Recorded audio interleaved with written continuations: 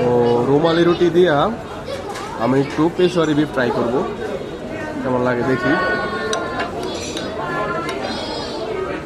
বাঙালি তো বুঝি না কেমন খাইতে হবো।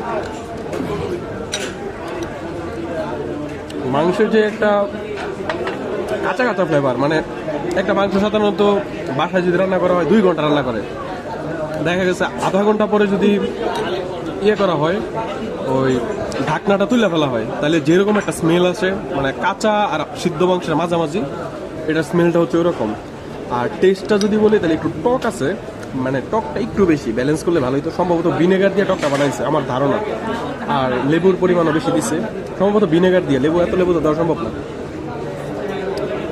হ্যাঁ, আর আলু মানে একটু লবণ বেশি আছে, আর হচ্ছে একটু টক বেশি আছে। দুইটা ব্যালেন্স করলে মোটামুটি লাগতো খাইতে, কিন্তু পাকিস্তানের ধারে কাছে দিয়েও নাই মনে হয় আমার কাছে।